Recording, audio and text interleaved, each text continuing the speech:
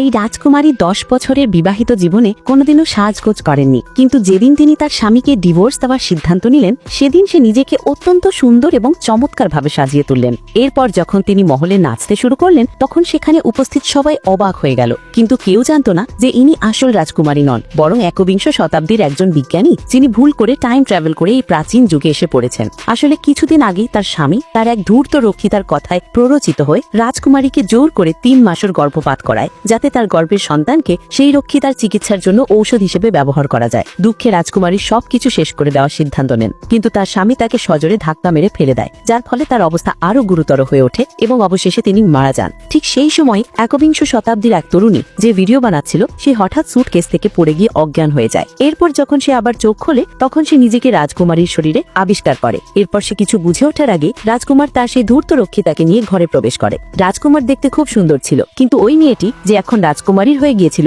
সে মনে মনে ভাবে যতই রাজকুমার সুন্দর হোক না কেন এই লোকটা তো সেই জঘন্য লোক। এরপর রক্ষিতাটি তখন মিথ্যে করে সবাইকে বলে যে দিদি আমাকে ধাক্কা দিয়েছে। এটা শুনে মেয়েটি রেগে গিয়ে জবাব দেয়, ধাক্কা কাকে বলে দেখাবো এখন। আর এই বলে সে সত্যি সত্যি তাকে ধাক্কা মেরে ফেলে দেয়। এটা দেখে রাজকুমার রেগে গিয়ে বলে, তুই একটা বিষাক্ত মহিলা। যার উত্তরে মেয়েটি উত্তর দেয়, চুপ করো, তোমার থেকে তো একটা শুয়োর অনেক ভালো। এরপর রাজকুমার রক্ষিতার কথায় প্ররোচিত হয়ে রাজকুমারীর সমস্ত সুযোগ সুবিধা বন্ধ করার আদেশ দেয়, কিন্তু তাতে রাজকুমারী মেয়েটির এক বিন্দুও যায় আসে না। পরের পার্টের জন্য কমেন্ট করুন।